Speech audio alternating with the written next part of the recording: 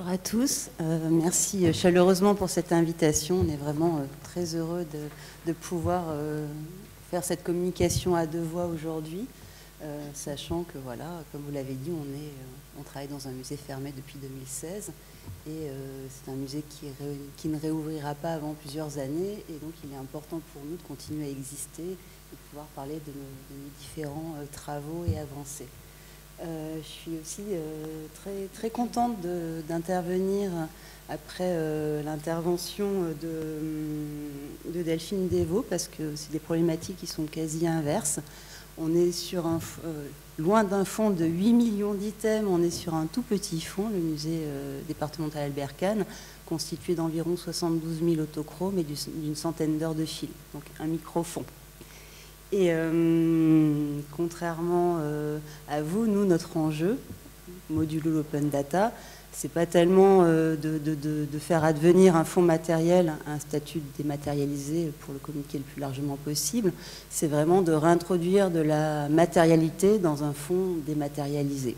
Et donc, les projets qu'on va vous présenter avec Manon, justement, mettent en perspective ces deux principes. Alors, petit rappel pour ceux qui ne connaîtraient pas Albert Kahn et son œuvre, mais je pense que vous êtes très peu nombreux dans cette salle. Donc, Albert Kahn, c'est un banquier pacifiste humaniste qui a cherché à mettre en place des outils et des moyens de favoriser la paix dans le monde en créant à la fois des centres de documentation, à la fois des lieux de débat qui permettraient aux hommes de mieux se connaître et de favoriser un dialogue entre les cultures. Cette œuvre s'incarne physiquement dans un site situé à Boulogne-Billancourt, au cœur d'un jardin à Seine de 4 hectares, et à travers ces collections des archives de la planète que j'ai évoquées tout à l'heure, donc une petite collection de 72 000 autochromes et d'une centaine d'heures de films. Ce qui est intéressant chez Albert Kahn, c'est que les archives de la planète ont été lancées entre 1909 et 1931. C'était un projet encyclopédique avec le fantasme de couvrir le monde entier en images en couleur et en images animées.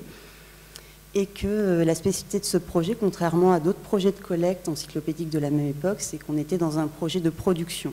Donc Albert Kahn, entre 1909 et 1931, a envoyé une douzaine d'opérateurs, photographes et cinématographes, aux quatre coins du monde pour en ramener ces collections vraiment unique au monde, sachant que le projet d'Albert Kahn, c'était que ces opérateurs devaient être des sortes d'observateurs neutres qui devaient ramener une matière mobilisable ensuite dans plein de projets de réflexion, à la fois pour l'élite de son époque, puisqu'il avait vraiment une volonté de répandre des moyens de connaissance à l'intelligentsia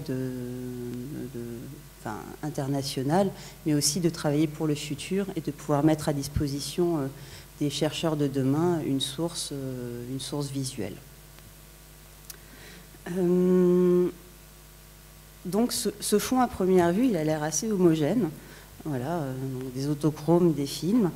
Mais quand on le regarde de plus près, quand on essaie d'en comprendre les logiques et les articulations, on se rend compte que finalement, il est constitué d'une hétérogénéité de points de vue, de rapport au dépaysement, qu'il est finalement nourri et influencé par différentes disciplines et différentes façons de se représenter l'ailleurs. Donc en fait, ce n'est pas un objet monolithique, comme on pourrait l'imaginer, de jolies images représentant le monde entier, mais c'est vraiment un fond hétérogène, de par ses projets et finalement de par la qualité de restitution visuelle qu'il en découle. Donc ce fonds, il est hétérogène dès sa conception de par l'intentionnalité des opérateurs et des commanditaires, mais c'est un fonds aussi qui est hétérogène aujourd'hui dans sa réception, sachant que finalement, ce fonds qui pourrait tendre parfois vers l'ethnologie, parfois vers la géographie humaine, parfois vers l'actualité, parfois vers l'image de voyage, dans son projet et dans sa conception, finalement, aujourd'hui, ce fonds aussi dépend de la manière dont on le regarde et dont on va l'utiliser pour nourrir nos différents projets de valorisation.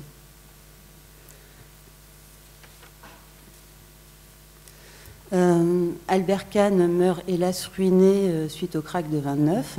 Son domaine est vendu aux enchères en 1936 et il est racheté par le département de la Seine qui acquiert à la fois le jardin à Seine et les bâtiments. Et par miracle, et ça, très honnêtement, au bout de 7 ans, je n'arrive toujours pas à m'expliquer, il achète aussi les archives de la planète, la collection d'images, sans qu'on sache très bien ce qu'ils envisageaient d'en faire. Contrairement à des archives scientifiques qui font sens avec l'appareil critique qui leur sont attachés, le fonds des archives de la planète est un fonds finalement qui flotte. C'est un fonds non référencé, c'est un fonds très peu documenté et c'est un fonds qui est mobilisable pour plein de projets différents. Ce phénomène est déjà en germe dans le projet d'Albert Kahn puisqu'il a refusé de faire accompagner ses opérateurs par des scientifiques qui auraient pu documenter les différentes missions. Mais c'est aussi un fonds qui, hélas, est dépourvu d'archives puisque les archives ont été pilonnées ou vendues au poids lors de la vente aux enchères de 1936 et les saisies nazies ont terminé ce travail de suppression des archives. Donc ce fonds continue à exister, ce fonds est utilisé depuis un siècle maintenant, ce fonds est très connu par différents professionnels de l'image, qu'il s'agisse des éditeurs, des documentalistes, des commissaires d'exposition. Voilà, c'est un fonds qui est très très mobilisé, mais finalement c'est un fonds qui est très peu référencé. Une équipe de documentalistes a été mise en place dans les années 70 et il y a eu un gros travail de documentation et d'organisation des collections. Et d'ailleurs, c'est une équipe qui a été assez pionnière dans le travail de numérisation également. Dans les années 90, un travail de numérisation important avait été mené et je crois qu'on a été un des premiers lieux à créer un dispositif de restitution publique des images numérisées. C'était un dispositif qui s'appelait Fakir et qui était une sorte de robot avec des bras articulés qui permettait d'insérer des cassettes dans des lecteurs. Enfin, c'était vraiment un projet pionnier autour de l'image dématérialisée. Donc, le musée très tôt s'est positionné comme une sorte de banque d'images, et c'est pas du tout péjoratif de dire cela, et c'est tout à fait normal pour cette époque-là, et est devenu une sorte de centre de ressources visuelles pour les personnes qui s'intéressaient à l'histoire et aux cultures des pays ou des régions représentées sur les collections. Évidemment, ça a été favorisé par le fait que les collections ont été très rapidement dématérialisées, donc cette politique de numérisation que j'évoquais. Cette collection a été dématérialisée pour deux raisons. Pour des raisons de conservation préventive, puisque, vous le savez, les plaques autochromes sont très compliquées à présenter de manière prolongée. C'est un matériau extrêmement fragile. Et que finalement, le fait que ça soit numérisé, ça répondait aussi à l'usage d'origine de ces collections, puisque qu'il s'agisse des autochromes ou des films, ces collections avaient vocation à être projetées. Donc elles étaient nativement dématérialisées.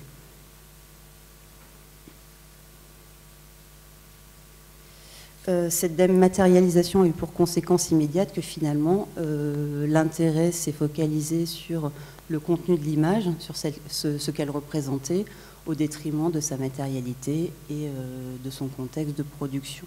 Donc généralement, elle était mobilisée comme une illustration, parce que évidemment, ce sont des images très belles, souvent uniques au monde, en couleur, qui permettent de raconter les modes de vie de 52 pays dans le monde au début du XXe siècle.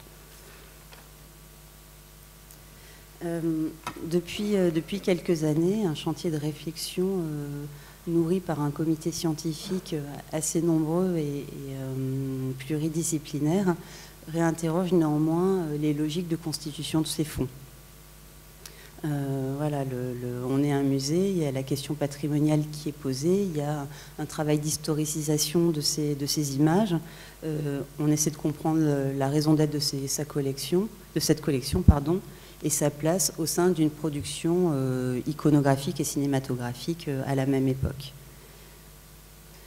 À côté de ce qu'est le monde de l'état du monde au début du XXe siècle, ces images, évidemment, nous parlent aussi des contraintes techniques, de l'outillage conceptuel, des modalités de la commande, du paysage idéologique qui a sous-tendu la fabrication de ces images. Donc il y a le comité scientifique et certains participants sont présents ici, nous a vraiment permis de nous lancer dans une démarche comparatiste, puisque, comme je vous l'ai dit, on a très peu d'archives, et que finalement on s'est engagé dans un chantier de compréhension en creux de ces images, en les confrontant à des entreprises comparables. Et c'est vrai que finalement, aujourd'hui, les raisons, les modalités et l'intérêt de cette collection nous apparaît de manière beaucoup plus évidente. D'ailleurs, petite minute promotionnelle, au mois de février, on sort un ouvrage sur les archives de la planète qui sera la restitution du fruit du travail de ce comité scientifique. Donc j'en viens enfin au sujet qui nous occupe et je te passe bientôt la parole, Manon. Donc on a travaillé en même temps que ce comité scientifique à des modalités de restitution et de valorisation de nos collections à différents types de publics. Ça s'est traduit par deux projets assez opposés qui devaient à la base fonctionner ensemble, à savoir une mise en ligne via l'open data du département de l'ensemble de nos images numérisées. Donc, grosso modo, on est à, je crois, 68 000 autochromes versés sur la base de données, avec les métadonnées afférentes, sachant qu'on a pris le parti d'avoir des informations assez légères qui comprennent notamment la légende d'origine donnée par les opérateurs. Donc on a cette base qui permet à tout le monde, de par le monde entier, d'accéder à nos collections, sachant que très prochainement, on devrait mettre en ligne également notre collection film.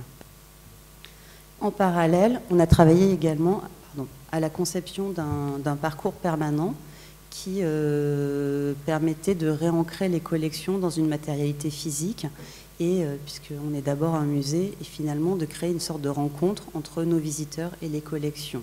Donc c'était deux projets qui devaient vraiment se répondre et marcher ensemble, sachant qu'à la base on devait réouvrir le musée là maintenant, 2018, on aurait dû être ouvert, et que la mise en ligne des collections devait être quasiment simultanée avec la présentation du parcours permanent. L'open data, donc, c'était vraiment de toucher un public le plus large possible. On l'a fait dans un premier temps pour de très mauvaises raisons, puisque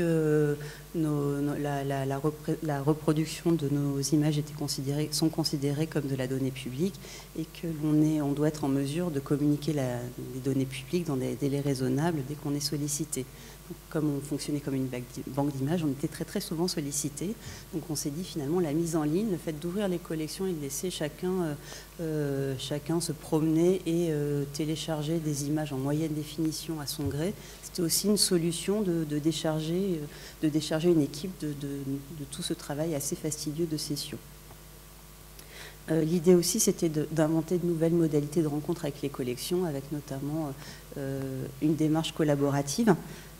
Alors ça, c'est en cours aussi. On essaie de réfléchir à la meilleure manière de faire contribuer les internautes à la documentation de nos collections et un outil qui permettrait aussi de réfléchir à l'organisation de ces différents niveaux de documentation.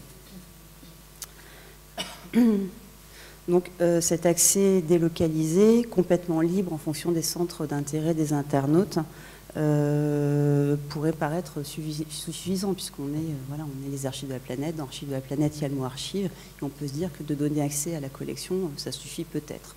Or, comme je l'ai dit, on est un musée de France et que donc un musée, c'est aussi créer une confrontation physique et une immersion et un contact avec les collections et avec le site, puisqu'on a une collection images, mais on a aussi une collection jardin.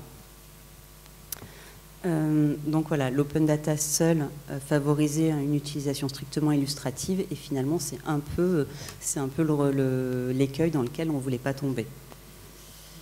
Donc on va en venir maintenant au parcours permanent qui devait intervenir en complément. Donc Albert Kahn est donc l'auteur d'une œuvre riche et complexe et finalement c'est une lecture globale de cette œuvre qui la rend compréhensible.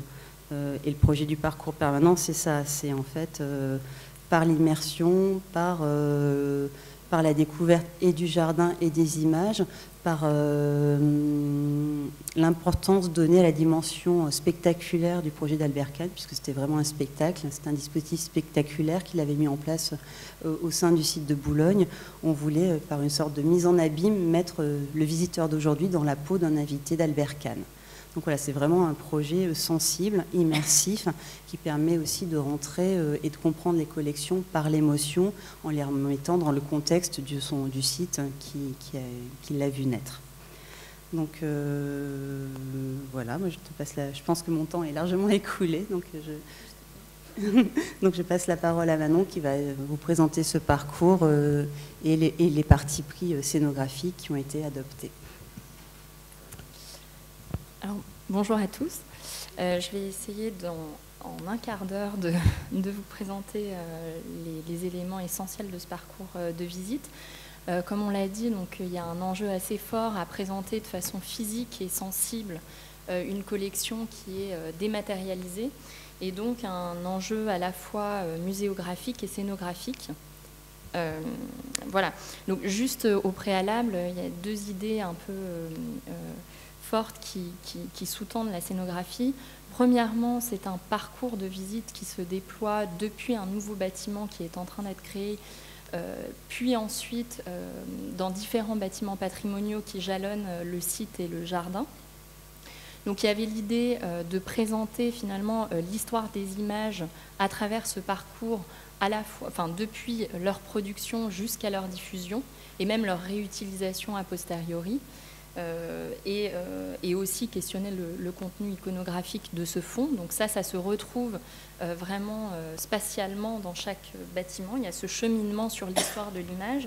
Et puis d'autre part, il y avait l'idée d'arriver à varier les modes de présentation, puisque, on l'a dit, le fond est assez homogène, et donc pour que le visiteur ne se lasse pas, je dirais, il y avait un enjeu assez fort pour les scénographes à varier les modes de présentation. Donc vous allez le voir, on a à la fois du multimédia, des facsimilés, très ponctuellement des originaux avec des rotations régulières, et puis aussi une réflexion autour de la projection, puisque c'est le mode de diffusion historique de l'autochrome et du film, et que ça permet aussi de contourner la problématique des originaux tout en étant vraiment en lien avec le contexte historique. Donc voilà. Donc je vais vous présenter très rapidement quelques visuels de l'avant-projet définitif qui a été donc conçu par Atelier Scénorama, donc le groupement mandataire du marché scénographie. Donc en fait, je vais me centrer, parce que le parcours traite à la fois d'Albert Kahn et de l'œuvre de Kahn dans son ensemble, mais là je vais me centrer sur les espaces consacrés aux archives de la planète. Donc après une introduction sur Albert Kahn, on va découvrir ce fond des archives de la planète avec une introduction dans l'espace, avec ce mur inventaire qu'on a appelé mur inventaire, qui est donc une sorte de papier peint présentant les archives de la planète par numéro d'inventaire. L'idée, c'est de confronter tout de suite le visiteur à la masse d'images et de le plonger dans cette notion d'archive. Et ce mur inventaire est ensuite confronté à un mur circulaire qui est un dispositif multimédia qui lui propose cette fois-ci un classement thématique et donc une lecture du fond déjà organisée, déjà un peu orientée pour le visiteur. Donc je rebondis sur ce que Valérie disait, c'est-à-dire qu'on a choisi de montrer à quel point la collection, au-delà de son homogénéité formelle, concentrait en fait différentes thématiques et était traversée par différents contenus iconographiques, donc en lien avec les images scientifiques de géographie ou d'ethnologie, d'images de voyage ou d'images d'actualité. Et donc ce dispositif-là, qui est donc un dispositif multimédia avec plusieurs écrans, permet à l'aide d'un curseur, d'une tablette numérique, de découvrir le fond par thématique et sous-thématique et d'être soit dans la contemplation, soit dans l'exploration de ce fond. Au centre de l'espace, on a quand même souhaité une petite vitrine qui présente en fait ce qu'on a appelé la matrice, c'est-à-dire dire finalement aux visiteurs que derrière cette découverte multimédia du fond, il y a une réalité matérielle avec donc des bobines, des plaques stéréoscopiques et des plaques autochromes, donc en facsimilé ou éventuellement des originaux très ponctuellement et donc en rotation. Donc voilà, c'est déjà plonger le visiteur dans cette complexité, tout en déjà lui prémâchant la découverte du fond, et en jouant aussi sur la complexité, c'est-à-dire que certaines thématiques sont parfois difficiles à classer. S'agit-il d'un paysage géographique pour le scientifique, ou plutôt d'un paysage voué à faire rêver, qui serait lié plutôt aux images de voyageurs? Donc voilà, il y a aussi cette notion-là. Comme on l'a dit aussi, il y a une logique comparatiste dans le parcours permanent, c'est-à-dire une volonté de recontextualiser les archives de la planète dans la production photo et film de l'époque. Et donc, à l'envers de ce mur circulaire, on a ce qu'on a appelé des cabinets d'approfondissement qui reprennent en fait les thématiques voyage, actualité, ethnologie et géographie, mais qui présentent des fonds extérieurs pour montrer finalement à quel point les archives de la planète s'inspirent et en même temps se différencient de fonds existants. Donc ce sont voilà, des petits dispositifs avec des tablettes qui permettent de visionner des fonds extérieurs. Alors on est dans le multimédia là parce que justement on est sur la question de la masse. Et on introduit ces cabinets d'approfondissement par la mise en évidence d'une personnalité clé, comme par exemple Jean Brune, géographe ayant œuvré pour les archives de la planète, mais ayant aussi une production photographique indépendante du projet, donc pour faire le lien toujours entre les archives de la planète et la production extérieure.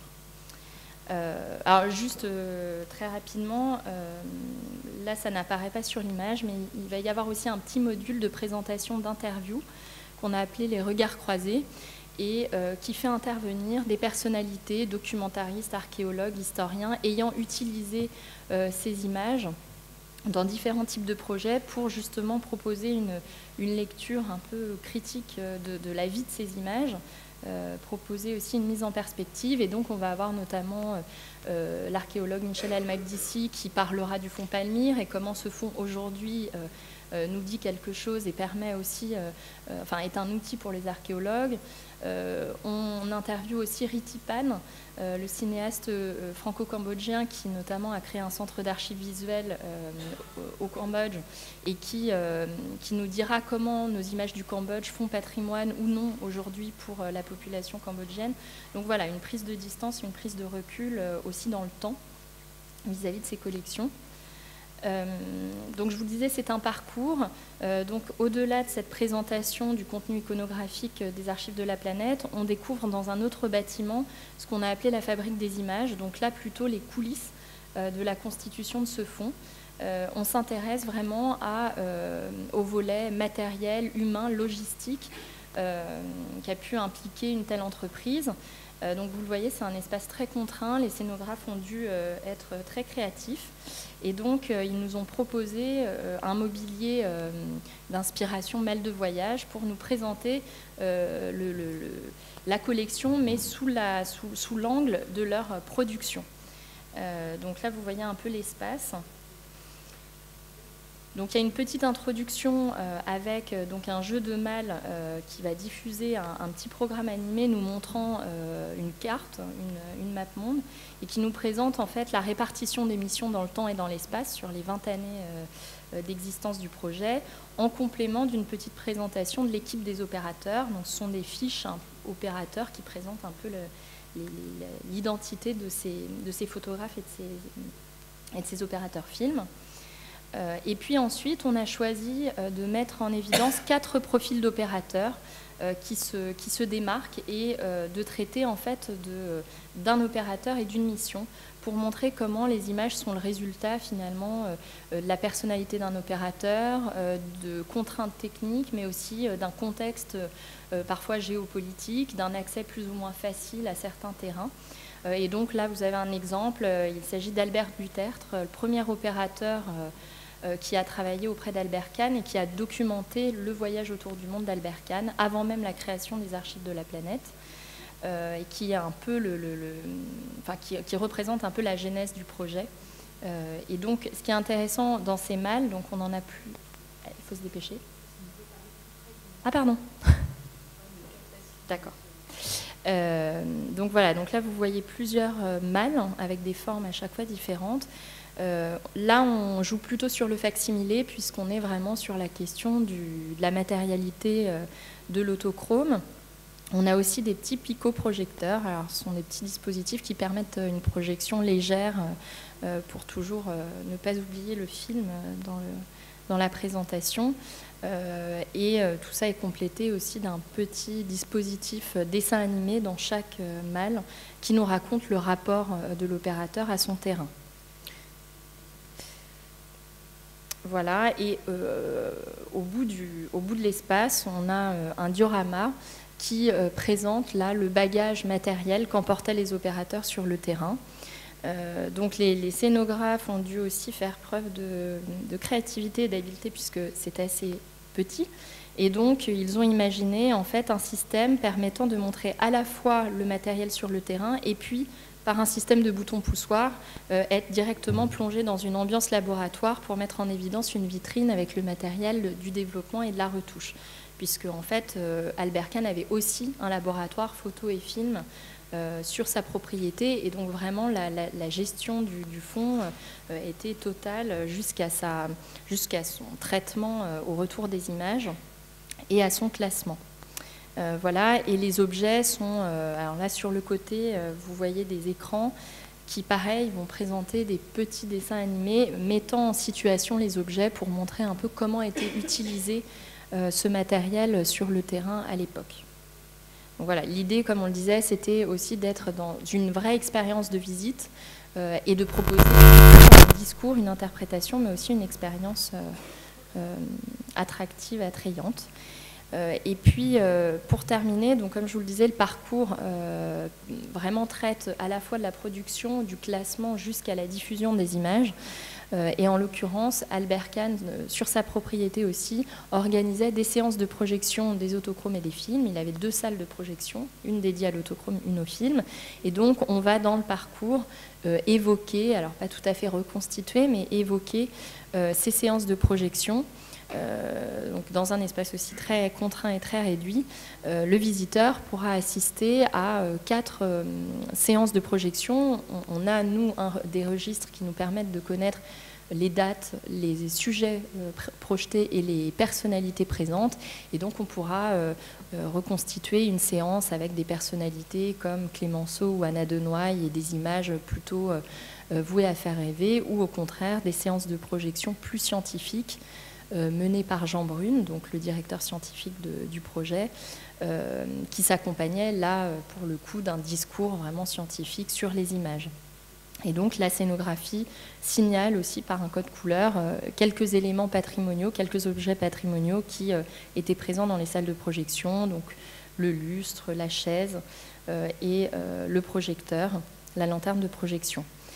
Voilà, donc l'idée était de montrer que finalement il y a un vrai défi à présenter de façon physique et muséographique cette collection qui est à la fois très homogène et dématérialisée, avec cette problématique des originaux qui est quand même très propre à notre fond. Et donc, le parcours permanent est une proposition de réponse à ce défi.